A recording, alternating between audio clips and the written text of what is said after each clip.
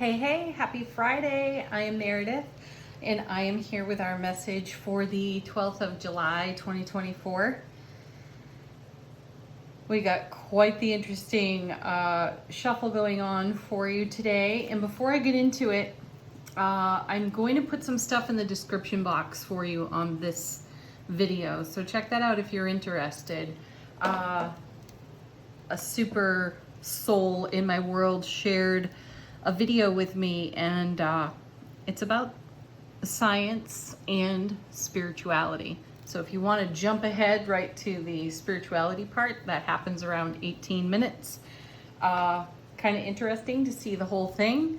So I highly recommend it because it feels very much in harmony with the way cards get read on this channel.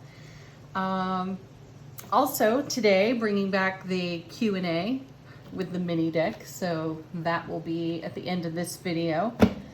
We've got the sun in Cancer, the moon is in Libra, we've got our retrograde planets, Venus has moved into Leo. Wow. Interesting. We'll see what that brings. Check out your favorite astrologer for better detail there. All right, let's see what's on offer to us in the energy atmosphere of today. Ooh, Wheel of Fortune. Nice. Divine Delivery System. You know, I turned this card over the other day for myself and I completely blanked on the meaning for it. How's that even possible? Well, the Wheel of Fortune is turning in our favor. Fantastic. And it feels like an alignment of destiny. And if you recall yesterday's reading, we were telling ourselves the truth. We were getting into the authenticity of events and circumstances and scenarios of our lives that we might be telling ourselves stories about. And that's not really going to help us grow. It felt like the cards were stacking up in such a way as to encourage us to face what needs facing. So we're starting today out with the Wheel of Fortune, and it feels as if we were very successful in taking a very authentic look at what could occasionally trouble us, what stories are still with us, and what justifications we might make around those stories. Time to liberate it, set it free. Let's see what it brings on through the divine delivery system here. Beautiful. There's the star. Two major arcana to start the reading out with, which is excellent. There is a connection to the strength card on the star card because of the 8 stars in the sky. We did see the strength card in yesterday's reading. So we were talking about having the courage to be vulnerable, and what's more vulnerable than being nude, right? Everything is exposed. Nothing is hidden at all. So where the divine delivery of truth and authenticity in our spiritual journey is essential. And it feels as if the retrograde planets and other events going on in the cosmos have aligned the stars in such a way so that we can just deal with our stuff. And at long last, let it go and recognize that everything is temporary. Thoughts are temporary. Emotions can be temporary if we don't trap them and anchor them or hang too tightly onto them. How could you liberate yourself and set yourself free to manifest the vision that you have for yourself? Because that's really what the star is all about. The star follows the tower in tarot, and we were talking yesterday about taking down the walls. So what's on the other side of your most recent experience of bringing authenticity and fact to circumstances and scenarios that have been rolling around in your ego? Let's see what's next. 2 cards. Perfect. We're seeing the lovely 9 of coins again. We saw this card yesterday. She's got a beautiful connection to the Empress. This is a self-sustaining, self-sovereign, well-maintained individual doing the self-care, soulful journey work, or the joy of spiritual work. And she's in harmony. Perfect. Let's see what she's paired with. Oh, fantastic. This brings us a little bit of divine feminine, divine masculine energy because she's paired off right now with the King of Pentacles. She could be a representation not only of the Empress, though also a representation of the Queen of Coins as well here.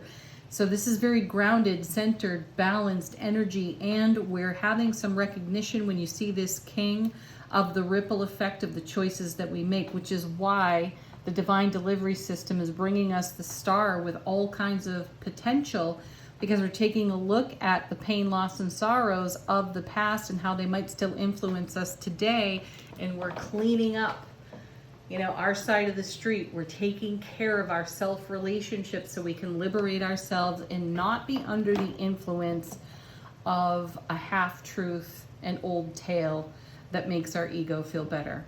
Awesome. I know it's uncomfortable when you go through it, yet it's worth it every single time. Next, yeah, why is that? Because you get the next happiest card in the deck of tarot, and that's the Four of Wands.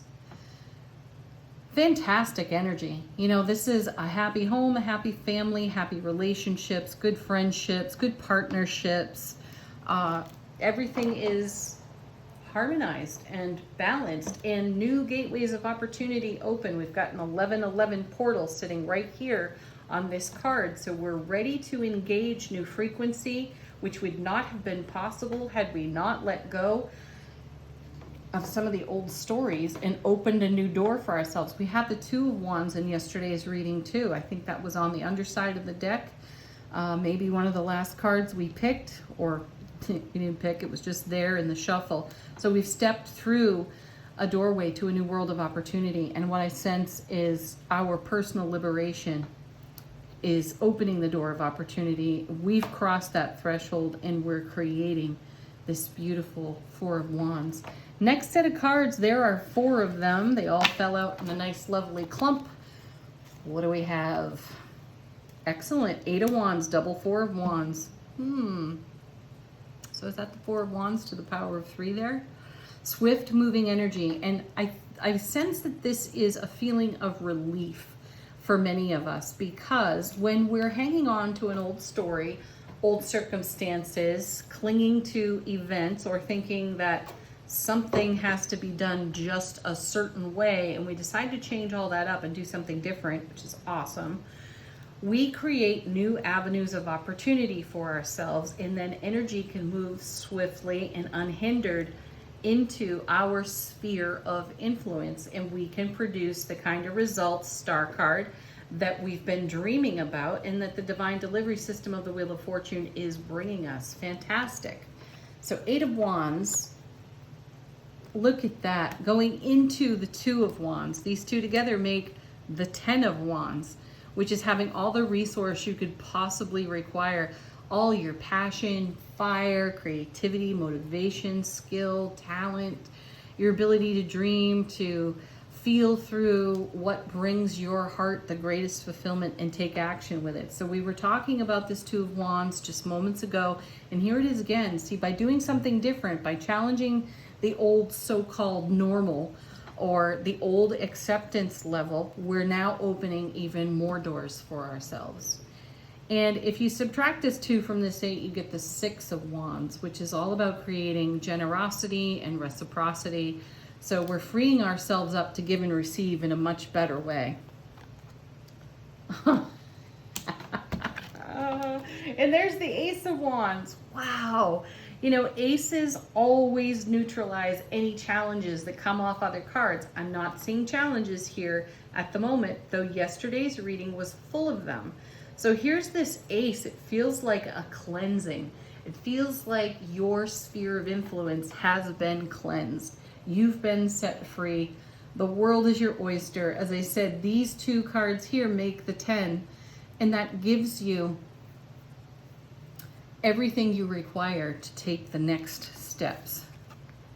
And then look at that. 3 of Wands. So we have the ace and the 2 making the 3, and then we have the 3 itself. Fantastic. That's as far as I'm going to go with the numerology. I know we could tear it down some more. This is enough though, because that's how swiftly the energy's moving, because we're doing something different. We're addressing some whatever old issue that's been on repeat in ego speak, and we're challenging that, taking different actions for ourselves Not only have we stepped across a threshold, there are new doorways open to us. We're stepping through those as well. And we're building in the new world, in the new dream. And by the way, this right here is like having a double 4 of wands. Fantastic. So you've got a double 4 in the 8. Now you have a double 4 here with the ace and the 3. That's really beautiful. Really beautiful. And it comes out of facing the old arguments and battles that you have with yourself. All right, let's see what's on the bottom of the deck. How is the universe supporting us behind the scenes? Ooh, there she is. Just talk about her. There's the Empress showing up herself, giving birth, bringing life to new experience and new opportunity. Next, and there's the Queen of Pentacles. So there, look at this beautiful Queen Empress energy here in the 9 of Pentacles, the Queen of Pentacles, the Empress, you got the King. A lot of harmony in our divine masculine, divine feminine. We know how to give and receive, and we are in acceptance and allowing of what presently is, and continuing to daydream out on that horizon. So we've got a compass point to move toward. Isn't that exciting? Oh, wow, look at this. Now the 10 of Wands itself. The cards now just repeat for us. How fabulous. So Ace of Wands to the power of 10. This is you being unlimited. This is you being liberated, not caged, not shrinking, not small because of an old ego conversation that's been said on repeat. Next, Ace of Cups. See, if there's any challenge on this card, this 10, this card's often talked about as a burden. I just can't see it that way. It's now sitting next to the Ace of Cups. Love, bliss, joy, happiness overflowing into our world. And again, yesterday we had the 10 of Cups. So that was the Ace of Cups to the power of 10. But to get there, we needed to weed through some of the garbage that might be circulating in our thought process and having us live small. And then we have the Hermit. Oh, fantastic. A journey into the subconscious. It's what we've been talking about here. We have enlightenment with the Hermit, and a quest beckons, and that quest is being guided by, he's raising his lantern on the Ace of Cups. And who would not want to go questing with the Ace of Cups? I don't know anybody who wouldn't. All right, angel answers. What do your guides, angels, ancestors have to offer?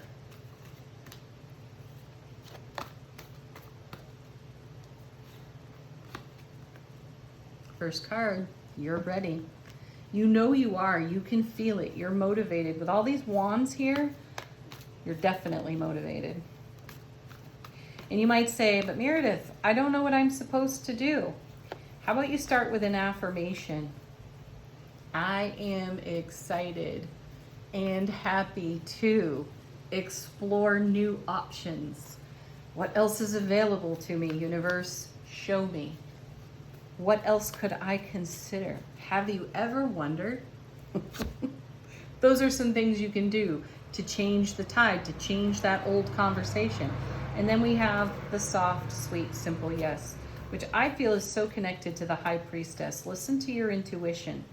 Your intuition is going to have you leaning into yes, and a yes that's right for you.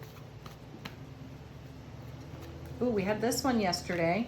Communicate clearly. Continue that. Speak with authenticity. Tell yourself the truth.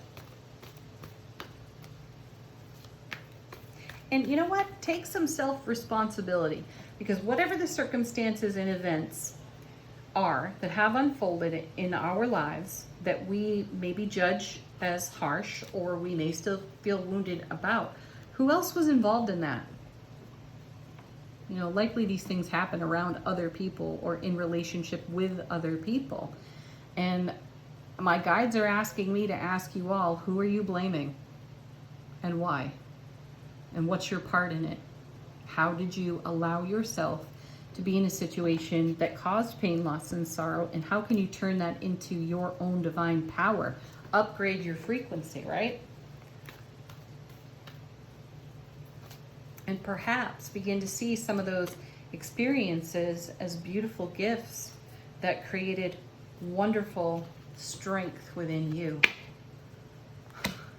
And no kidding, the forgiveness card comes out. Ho'oponopono. There it is. Thank you. I love you. Please forgive me. I'm sorry.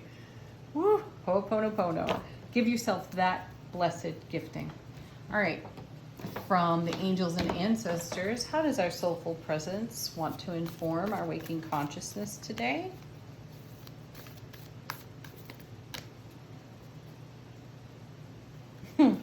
Cute. Animal guardian. Trust your instincts. Trust your intuition. Yep. Follow your nose. Follow your gut. All right. We're going to move on now to the Q&A. If you have a question about something going on in your world, you put it to the deck and we will shuffle out at the very least 3 cards. Please bring us the highest and greatest potential options to consider for all the circumstances, situations, and events that are being asked of this deck in the now moment.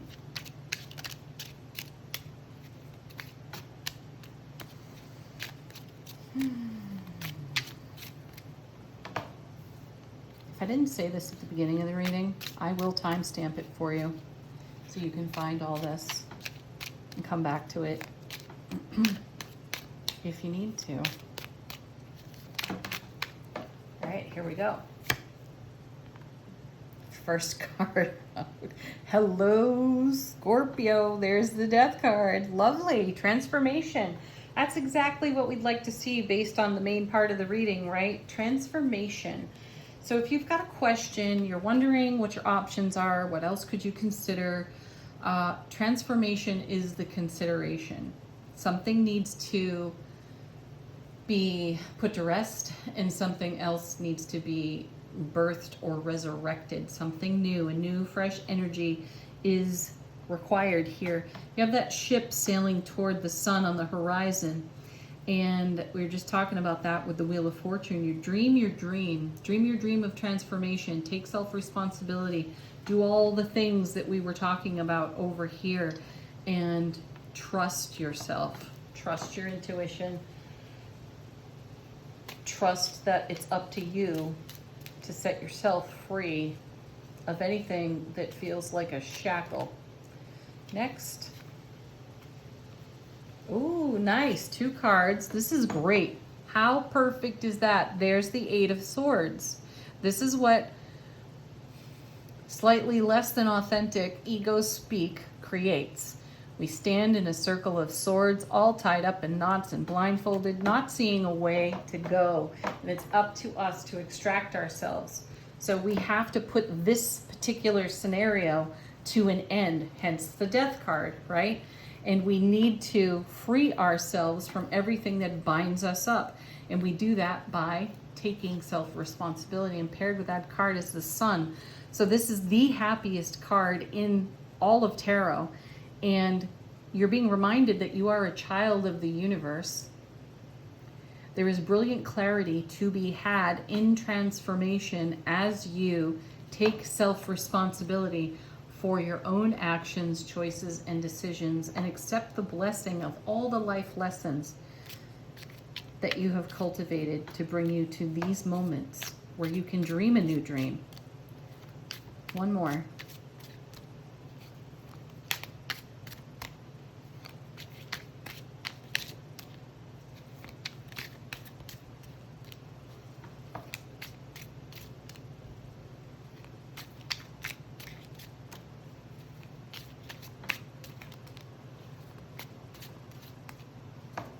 Oh, seriously.